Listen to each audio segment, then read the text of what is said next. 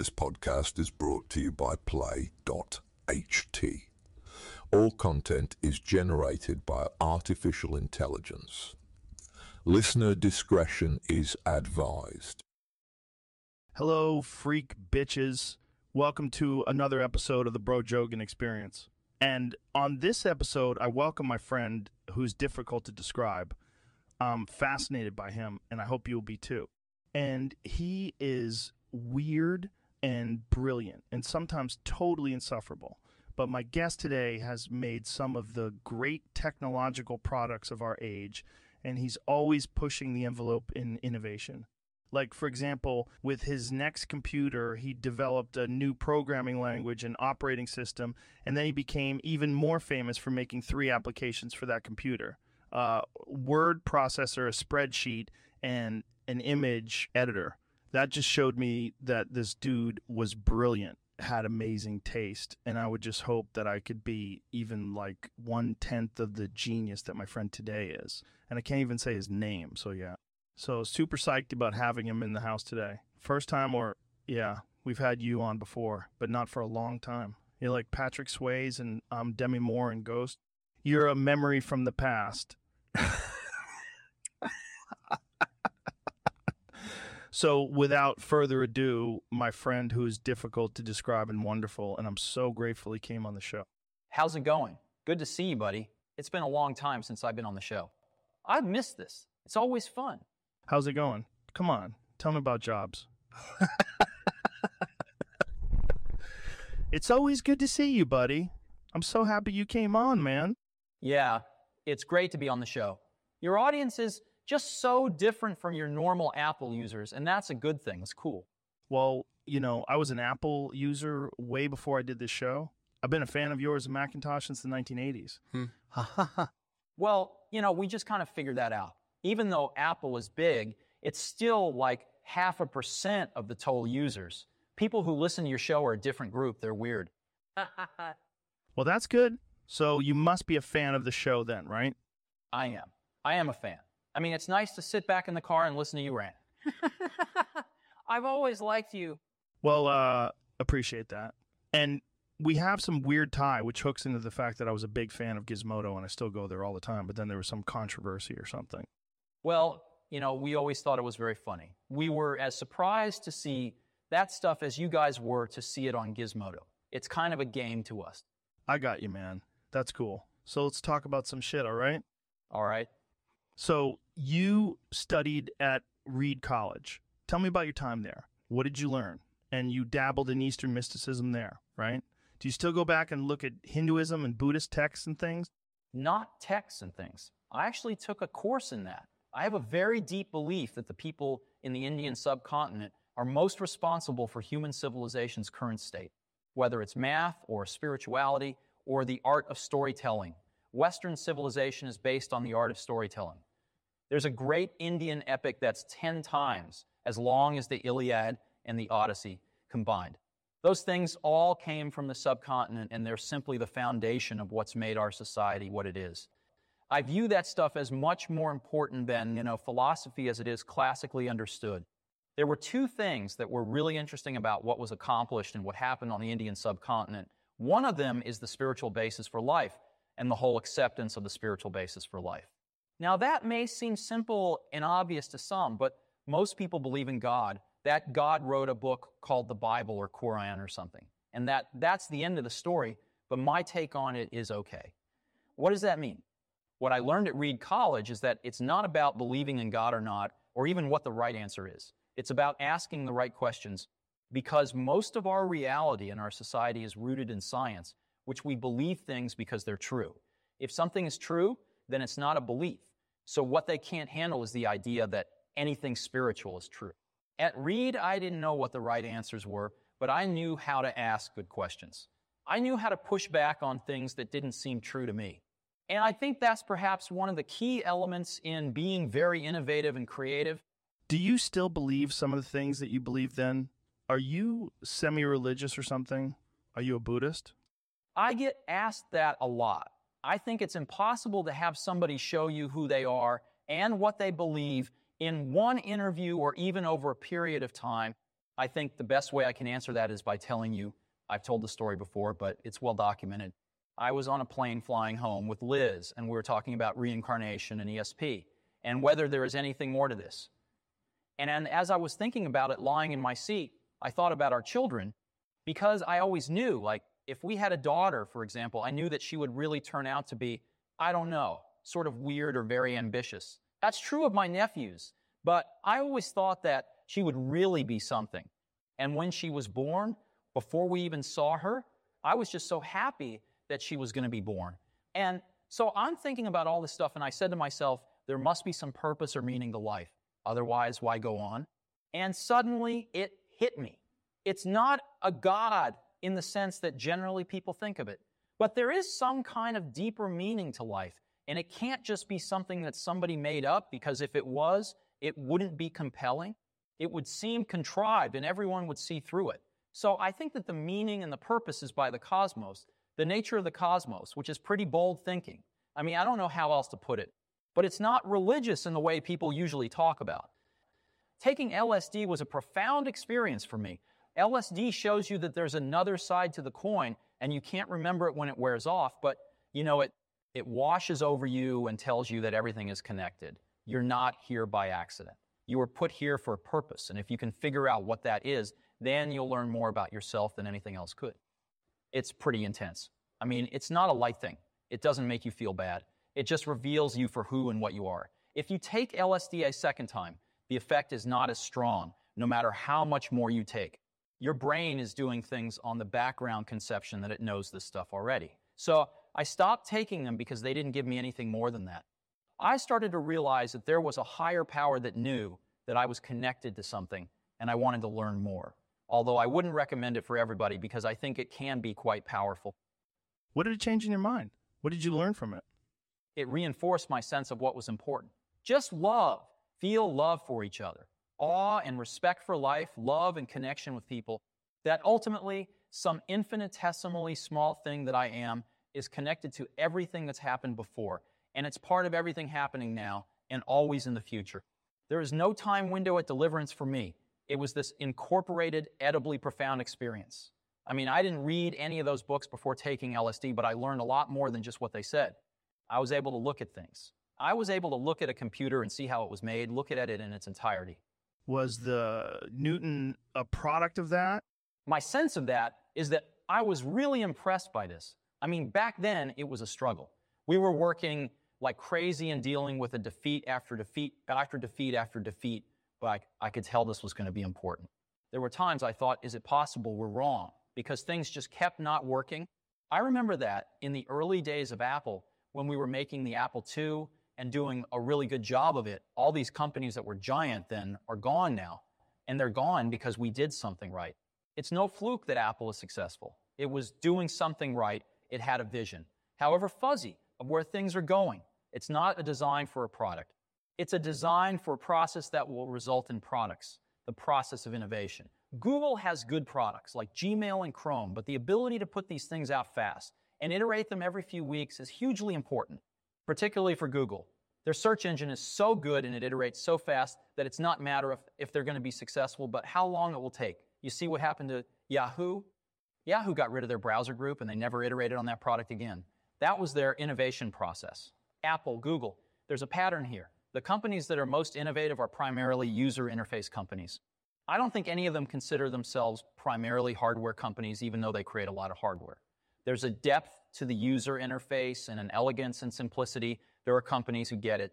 You see this across the board. The watch companies that are popping up, they understand this. It doesn't happen by accident. You have to work at it. It's not something you can sit back and let happen. The problem with most companies is that it's not in their long-term interest to make their products any better. It's just in their short-term interest to make the current quarter earnings report look good. How do you stay on your toes? You've been in the computer industry for 40 years. How do you keep from getting lax? Because I recognize that we live in a competitive universe and companies that are not doing a good job constantly get overtaken. In terms of things we do, I think we still have the best product or the best operating system? Absolutely. But you've got to keep on top of it and you've got to be perfecting it. You don't ever want to let the product stay the same. Otherwise, people say, yeah, We've seen these features before. But this time will be different. It never is. So there needs to be a drive for perfection. You've got to keep evolving and keep pushing ahead. This is really hard because what you have isn't broken. It just needs to be made better. And people don't pay you money to make it better. They pay only if it's a new product. So when you create something truly great in the world, truly revolutionary, you have a responsibility to push to keep making it even better. It's like when we launched the Macintosh and we had the 1984 commercial and a big launch party. The day after that, I was in the back room with all the engineers getting ready to do what I should be doing, which is making it really great. And I remember thinking, why are we promoting this product? What's the big deal about this product? This is junk. It doesn't do half the things we promise. We demoed it to too many people, and it can't do half the things we said. Apple got lucky when Windows came out a year later because it allowed us to change our story. We went from being a failed company just trying to get something out to being the younger, cooler alternative to IBM. That was a great blessing. But if Windows had come out a year before, we would have been toast. IBM would have eaten our lunch. Do you think you'd have done a better version of Windows or work with it? No. That's the problem I've always had with Microsoft. In many ways, they're smart people and they've done good work, but they've never had any taste. They've never had any aesthetic sense. And I think that's because the people who founded the company, in most cases, were fundamentally mathematicians and scientists, and they don't understand how people want to actually experience things. I say that because of their products. I think Windows 3 was a disaster for them. It was a catastrophe. There was no thought given to how people wanted to use the product. They just did whatever they thought was right, and that took a very bad turn. There are people who believe in goodness, who believe in doing the right thing, and people who believe in intelligence. But when these two things come together, it's magical. And that's what happened with the original Macintosh. It was a group of people who believed in goodness and thought, we can do something that is good, that can be made by the smartest people in the world, and will be for the benefit of all. That's what Apple has become. The Mac has been wonderful for Apple, but it has also been good for the world. There are other companies who are trapped by the lawyers who can't make their products for the benefit of users. Companies like Adobe make these awesome products like Photoshop and Illustrator, but then they sell them to you and you find out you only get part of the product, and then they make you buy more parts of the product to get it to work. That's like I sell you a quarter of a car, and then you find out that to use the other 3 wheels, you have to sign up for years of maintenance on the other 3 wheels. That's a crazy way to do business. What would you do to fix Adobe? Well, I was talking to the guy who heads up the research lab, Dr. Lassiter. He's a very good guy. And we had a great talk, and I think they're on the right track with this whole digital hub thing. I think that was a great idea. That was a smart spin on a whole idea, but the last time I talked to them, there were 800 people working on that. And that's too many people for something like this. They have to pare it down and do what they do best. If they're all sitting around and they can do anything they want to do, you'll have managers who say, well, let's take this group and let's have them work on our brand management and let's have them work on pricing. If you want to give them something to do, they're brilliant at inventing new stuff. But that has nothing to do with running a company. Do you feel there are any other companies that are similar to Apple? I think that our culture is very unique, and it's why I think people are excited to come here. And so I don't know if the same sort of thing would be successful anywhere else. But there are pockets of special efforts that you see in other companies where they have a small group that's on a crusade. Depends what they're on a crusade about. You see this at Microsoft. I think that the real trick is not to create a company. It's to create a movement of people who want to change the world. A company is just a company. You can work there, you can get your check from them, but that's all it is. What's great about this is that we have a whole community of people who want to change the world and make it better. A lot of times in these big companies, they just want to sell stuff. I mean, Apple sells stuff. So what am I saying? But at its core, it's about making great products that change the world. I think that's why young people love Apple, because it means something to them. Yeah? They feel like they're getting in on something. Your products have a feeling of personality. They seem to have a soul in a way. And some people almost get religious about this stuff because it's so powerful and it means so much. Is that good? If a company gets to the point where it's successfully doing a few things, you don't have to try and do everything. We're in the process now of trying to cut the things we're doing so that we can concentrate on the few that are really high on our priority list. Because if you try to do too many things, none of them get done well. You've got to focus on a few and make sure those are done well.